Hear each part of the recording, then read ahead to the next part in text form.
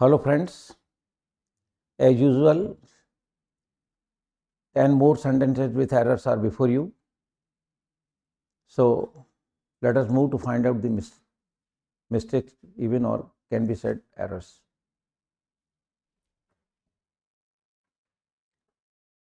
Friends, first sentence is before you. The archer cried out, one of the boys were hurt by his arrow. Friends, archer मतलब Dhanushdhari. Cried out एकदम चिल्ला पड़ा that one of the boys were hurt by his arrow. कि बहुत सारे कई लड़के होंगे उनमें से एक को तीर लगा, यानी उसको, ठीक है ना, तीर ने चोट पहुंचाई. The archer carried out one of the boys, धनुधारी चिल्ला पड़ा at one of the boys, वहाँ जो लड़के खड़े थे उनमें से एक, were hurt by his arrow, उसके तीर से उसको इंजरी हुई. फ्रेंड्स, वन ऑफ द वाले सेंटेंस के अंदर हेल्पिंग हमेशा वन को देख के लगाया जाता है, तो यहाँ हम इसको डिलीट करेंगे और यहाँ वॉच करेंगे. क्लियर? तो इस चीज़ का अपने को ध्यान रखना है.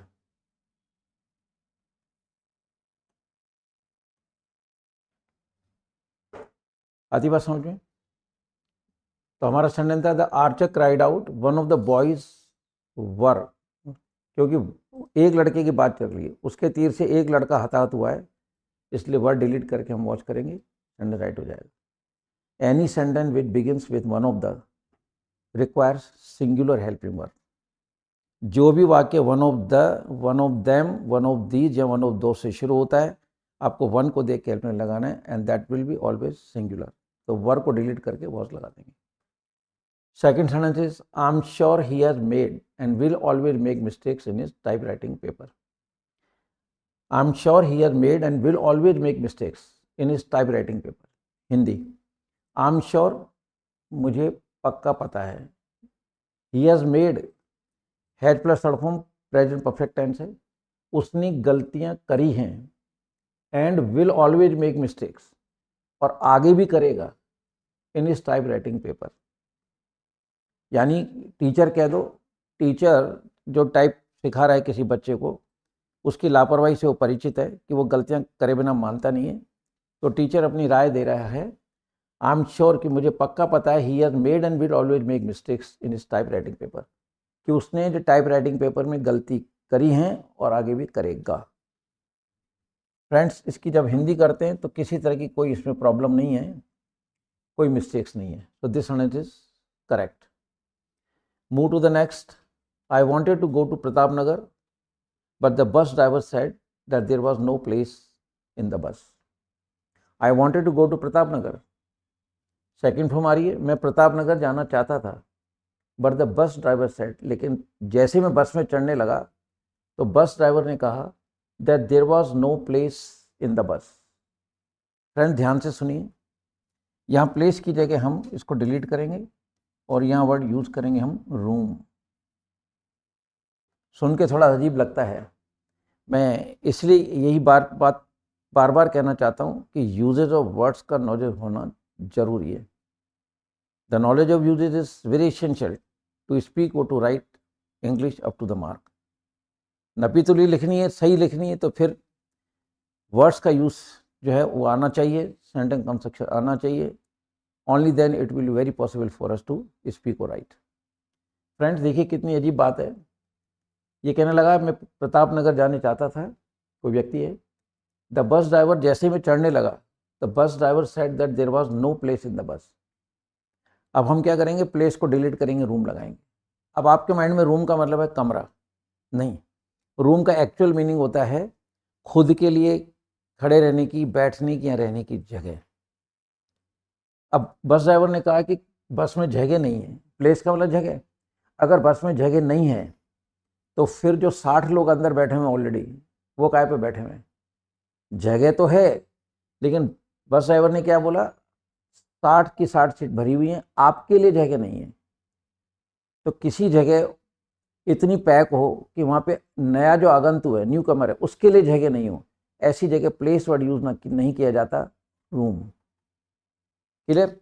तो ये मैंने आपको एक्सप्लेन किया कि यहाँ प्लेस जगह तो है ही ना उसमें, तो हम प्लेस को डिलीट करेंगे। उस व्यक्ति के लिए जगह नहीं है, एक पर्टिकुलर व्यक्ति के लिए जगह नहीं होना वो प्लेस नहीं रूम कहलाता है। So delete the word place, insert room, तो sentence right. Next sentence is the culprit said to the जज, कल्प्रिट सेड टू द जज that he begged him a favour. अपराधी ने जज से कहा, he begged him a favour, कि वो उनसे एक पक्ष चाहता है, उनसे एक फेवर चाहता है। फ्रेंड्स, ये ग्रामेटिकल मिस्टेक है। बेग्ड के बाद हमेशा ऑफ वर्ड यूज किया जाएगा। अगर आप फेवर मांगते हो तो सिचुएशन सेंटेंस की होनी चाहिए। अगर आप किसी से फेवर मांगते हो तो बैक्ड ऑफ आता है। तो ये प्रीपोजिशन फिक्स है, ऑफ लगा देंगे। Now the sentence is right. Next sentence is the train reach to Howrah in time. Train है, हावड़ा पहुंच गई समय पे, but still I could not get a rickshaw. कि ट्रेन हावड़ा पहुंच गई समय पर, लेकिन मुझे रिक्शा नहीं मिला। The train reached. Friends, knowledge में डालिए कि रीच शब्द के बाद कभी भी टू प्रीपोजिशन यूज नहीं की जाती है। तो यहाँ से हम टू डिलीट कर देंगे, सेंटेंस राइट हो जाएगा। रीच वर्ड के बाद कभी टू नहीं आता है। whenever you get to just after word reach, you just delete it, your sentence will be right। तो यहाँ से टू हटा दीजिए, सेंटेंस राइट हो जाएगा। Friends, next, Ramchandra was tired though he had still many work to do yesterday। ठीक है, ये टायर्ड स्पेलिंग रॉन्ग हो गई है, TIRED है ये। फ्रेंड्स, ये टाइप मिस्टेक है। रामचंद्र वॉज टायर्ड, रामचंद्र थका हुआ था, though he had still many work to do yesterday. कहता रामचंद्र थक गया था जबकि कल उसे बहुत सारा काम करना बाकी था। फ्रेंड्स, वर्क जो है ना ये अनकाउंटेबल है, इसलिए ये मच को डिलीट करेंगे हम, सॉरी मैनी को, और मच लगाएंगे। बहुत काम को मैनी वर्क नहीं कहा जाता है, मच वर्क। कहते हैं आज यार मुझे बहुत काम है, तो वी विल से कि I have much work today, ना कि मैनी वर्क टुडे। क्योंकि काम सिंगुलर जो भी काम है वो अनकाउंटेबल है, और अनकाउंटेबल के पहले मैनी यूज नहीं किया जाएगा। तो in place of many we have to insert much. ठीक है, तो Ramchandra was tired though he had still many work to do yesterday. उसको मतलब कल बहुत सारा काम करना था। क्लियर। तो नेक्स्ट है, I have forgotten his birth date because the paper on which I noted is lost. I have forgotten his birth date, मैं प्रेजेंट परफेक्ट टेंस है, मैं उसकी जन्म की तारीख भूल चुका हूँ। Because the paper on which I noted is lost, because the paper on which I noted is lost, क्योंकि जिस पेपर के ऊपर मैंने उसका जो तारीख नोट की थी वो गुम चुका है। फ्रेंड्स, आप देख रहे हैं ये बर्थ डेट नहीं होगा, ये होगा डेट ऑफ बर्थ।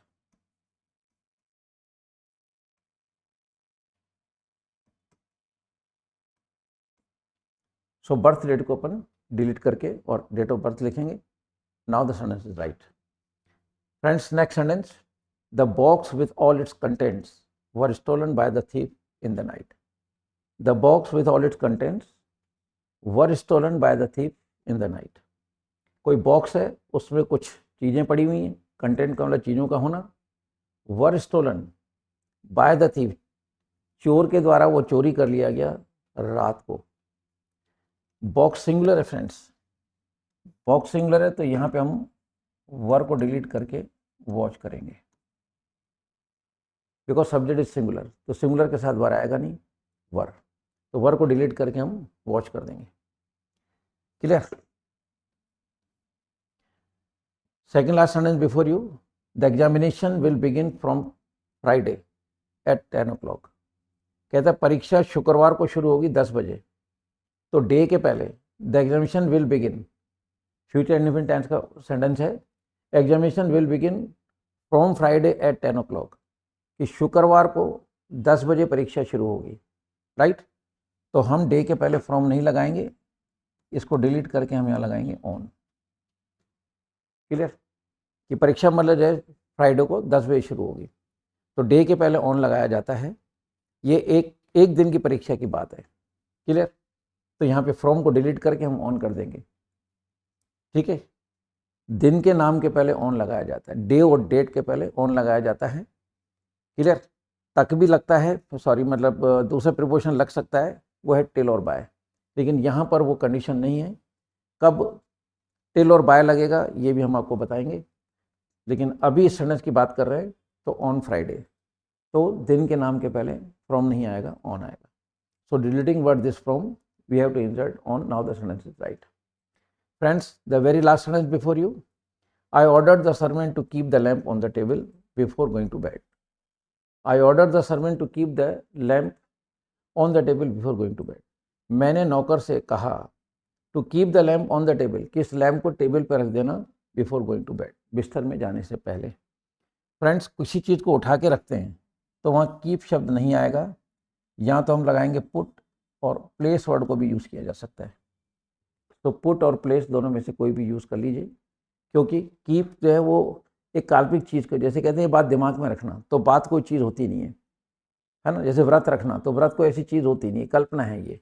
तो यहाँ पर उस सेंस के according I ordered the servant to put the lamp on the table before going to bed. तो फ्रेंड्स, ये थे आज के 10 सेंटेंस। एज यूजुअल जैसे कि हम रोज़ 10 सेंटेंस आपके सामने ला रहे हैं, और उनमें जो एरर्स हैं वो एरर्स क्या हैं और किस लिए हैं, विथ लॉजिक मैं आपको सब कुछ एक्सप्लेन कर रहा हूँ। So I hope so कि आप इन्हें देखें and go on enriching your knowledge. So with these words, goodbye to all of you. जय हिंद।